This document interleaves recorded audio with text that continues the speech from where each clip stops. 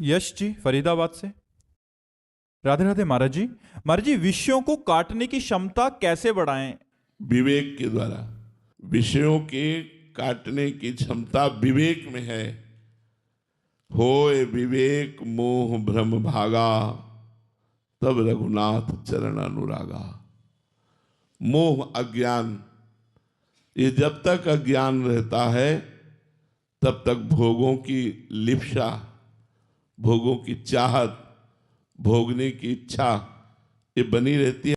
भोगों की लिप्सा विवेक के द्वारा नष्ट की जाती है।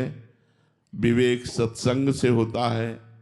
सत्संग भगवान की कृपा से मिलता है। आप लोगों को सत्संग मिला है।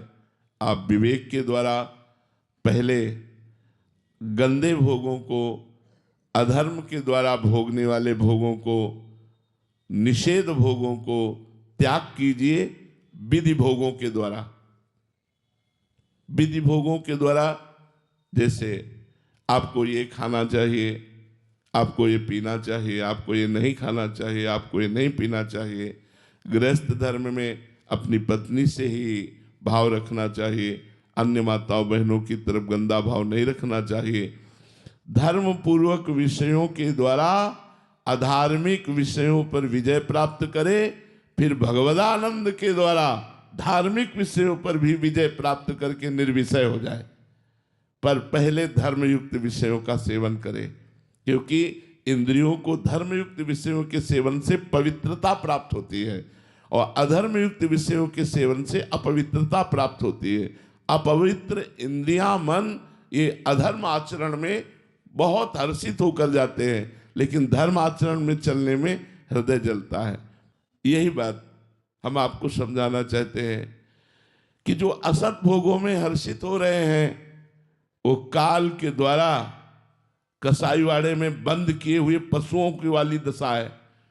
जैसे कसाईवाड़े में बंद पशु हैं, हरा चारा दिया जा रहा है, पंखा चल रहा है, वो बड़ी मस्ती से खा रहे हैं, ये नहीं पता कि अगला नंबर उनका गड़ासे का है। काल रूपी कसाई, मृत्युलोक रूपी कसाईवाड़े में तुम्हें कैद कर लिया है। स्त्री भोग, नाना प्रकार के भोग रूपी चारा डाला गया है, लेकिन मृत्यु रूपी हथियार वो तैयार करके तुम्हारे ऊपर वार करने वाला है। तुम्हारी ऐसी परम पवित्र महामहिम जो दुर्लभ देह कही गई, उस देह को नष्ट कर देगा। आपके पास हाथ क्या लगा? यदि भजन नहीं किया, साधना नहीं की, तो ये भोग थोड़ी हाथ लगेंगे। फिर सुअर कुत्ता बनकर साधना थोड़ी करोगे। साधना तो मनुष्य शरीर से होती है। तो मनुष्य शरीर में प्रफुल्लित होकर भोगों में रमण करना, भगवान का विस्मरण करके मनमानी आचरण करना बहुत बड़ी भूल है, बहुत बड़ी भूल है। इस भूल को कभी नहीं मिटा पाओगे, इसलिए भूलो मत। राधा राधा।